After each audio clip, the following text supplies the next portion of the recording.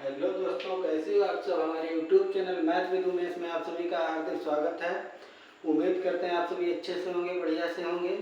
हमारे चैनल को अगर आपने अभी तक सब्सक्राइब नहीं किया है तो सब्सक्राइब कर लीजिएगा, बेल आइकन को ऑन कर लीजिएगा ताकि हमारे यहाँ से कोई भी वीडियो अपलोड की जाए सबसे पहले नोटिफिकेशन आप तक पहुँचे और आप उसे सबसे पहले देख सकें। इस वीडियो को लास्ट तक देखते रहिएगा।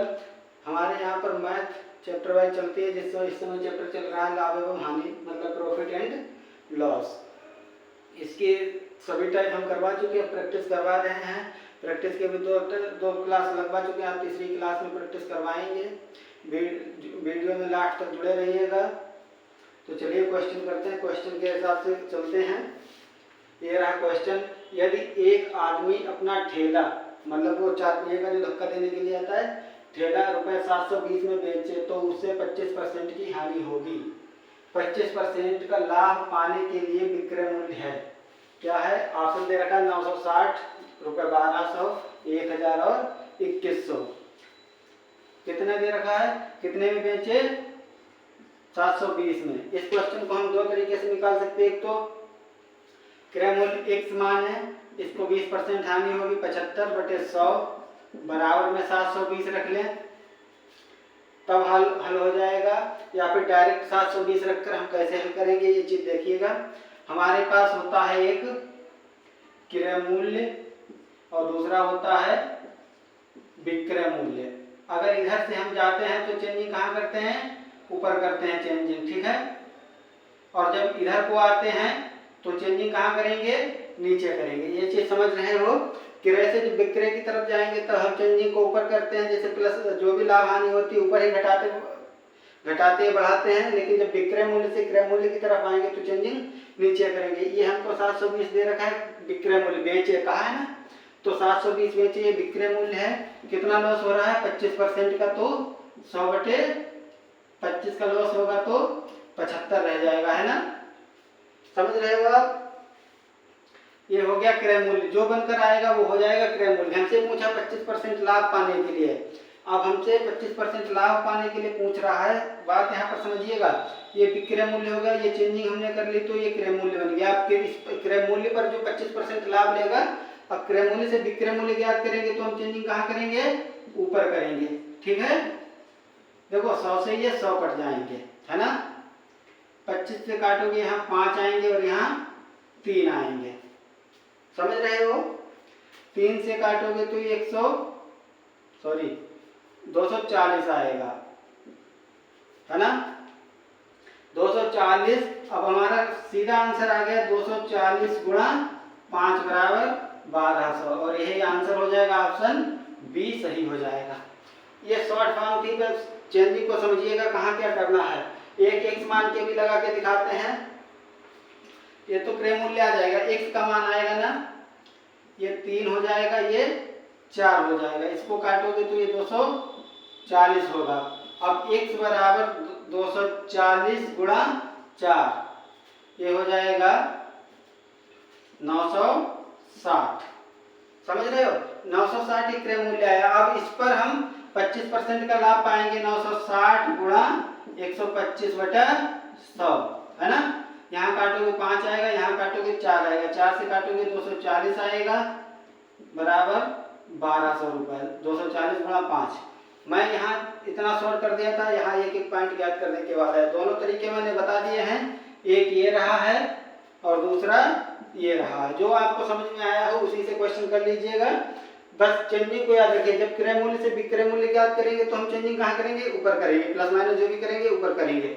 जब विक्रय मूल्य दे रखा और क्रय मूल्य ज्ञात करना हो तो चेंजिंग नीचे करेंगे, मतलब प्लस माइनस करेंगे तो नीचे करेंगे। लाभ हानि में जो भी होगा, इस तरीके से क्वेश्चन होते हैं, समझने की बात है बस। चलिए, ये रहा दूसरा क्वेश्चन आपके सामने। ये क्वेश्चन दे रखा है, एक फूल वाले ने 240 गुलाब ₹9 प्रति दर्जन की दर पर खरीदे। यदि वह उन्हें 1 रुपये प्रति फूल की दर पर बेचे तो उसके लाभ का प्रतिशत कितना होगा? क्वेश्चन को समझिएगा, यहाँ गिनती दे रखी है और यहाँ प्रति दर्जन दे रखा है, ठीक है। पहले तो हमको ज्ञात होना चाहिए 240 फूल में कितने दर्जन होंगे? 20 दर्जन होंगे, समझ रहे हो। कितने दर्जन होंगे? 20 दर्जन। अगर एक दर्जन 9 रुपए का खरीदा तो 9 दर्जन, सॉरी, एक दर्जन 9 रुपए का खरीदा तो 20 दर्जन कितने के? 180 रुपए के खरीदेगा, है ना। कितने के खरीदे हैं? 180 के। क्रय मूल्य आ गया ये हमारा, समझ रहे हो। अब यदि वह उन्हें 1 रुपए प्रति फूल की दर पर, फूल कितने? 240, 1 रुपए के हिसाब से बेचेगा तो 240 के बेचेगा। ये क्रय मूल्य दे रखा है, ये विक्रय मूल्य दे रखा है। दोनों के बीच अंतर कितना है? 240 माइनस 180 बराबर 60 रुपए का। समझ रहे हो? 60 रुपए का, है ना। 60 रुपए जो बचत होगी वही तो हमारा परसेंटेज निकलेगी। 60 रुपए प्राप्त किए कितने पर? 180 पर। परसेंटेज निकालने के लिए 100 से गुणा करेंगे, 3 आएगा, मतलब कि 33 सही 1/3%। 100/3 को यही लिख सकते हैं। आंसर हमारा डी हो जाएगा। ठीक है, ये तो लगाने के बाद आया। अगर ऑप्शन से करते 33 सही 1/4 का हो सकता है लेकिन होता नहीं है, ये भी हो सकता है लेकिन होता नहीं। अधिकांश 99% आंसर यही आएगा। अगर इस तरीके से ऑप्शन दे रखे हैं तो ऑप्शन देखिएगा, आंसर लगा दीजिएगा। और नहीं समझ आ रहा है तो इस तरीके से हल कर लीजिएगा। क्वेश्चन को अच्छे से समझ आ गया होगा। 240 के बेचे, 180 खरीदे थे, 60 रुपये बेनिफिट हुआ है, 180 पर परसेंटेज हमने निकाल दी है। चलिए ये रहा नेक्स्ट क्वेश्चन। मैंने एक चित्र 225 में खरीदा और उसकी सज्जा में 15 खर्च करके मैंने उसे ₹300 में बेचा। तदनुसार मेरे लाभ का प्रतिशत कितना है? देखो कैसे होगा। खरीदा कितने में? 225 में, और उसकी सज्जा में कितने हमने लॉस किए? 15 रुपए। तो ये मुझे कितने का पड़ा? 240 रुपए का, है ना। कोई चीज मैंने खरीदी और वाहन खर्च किया 15 रुपए, तो कितने का घर आकर पड़ा? 240 का। घर 240 का लेकर आए थे, मैंने 300 में बेच दिया है, तो कितना फायदा हुआ? 60 रुपए। 300 में बेचा है, 240 में खरीदा था, कितना फायदा हुआ है? 60 रुपए का। ये 60 रुपए का जो फायदा हुआ है कितने पर हुआ है? जितने पर हमने खरीदा था, 240 पर गुणा 100। यहाँ से काटोगे 4 आएगा, 4 से काटोगे 25 आएगा, और यही 25% हमारा आंसर हो जाएगा, ऑप्शन डी। ठीक है, समझ में आ गया होगा। चलिए ये रहा अगला क्वेश्चन। ये रहा क्वेश्चन दे रखा है, एक व्यापारी ने अपनी लागत कीमत पर 40% लाभ जोड़ने के बाद अपनी वस्तुओं की विक्रय कीमत 700 रुपये निर्धारित की। इस कीमत पर बिक्री बहुत कम थी, अतः उसने 10% लाभ पर विक्रय कीमत तय की। नई कीमत विक्रय कीमत ज्ञात कीजिए। कोई वस्तु खरीद कर लाया होगा, घर पर तैयार की होगी, जिस कीमत पर उसने तैयार की उस पर 40% लाभ जोड़कर उसने कितनी कीमत तय की? 700 रुपये। मतलब 100% में तो वो खरीदा होगा, तैयार किया होगा, है ना, प्लस 40% लाभ जोड़ेगा तो ये 140 हो जाएगा। 140%, है ना। और यहाँ की कीमत कितनी दे रखी? 700। तो 140% के बराबर हम 700 रख सकते हैं। ठीक है, समझ लीजिएगा।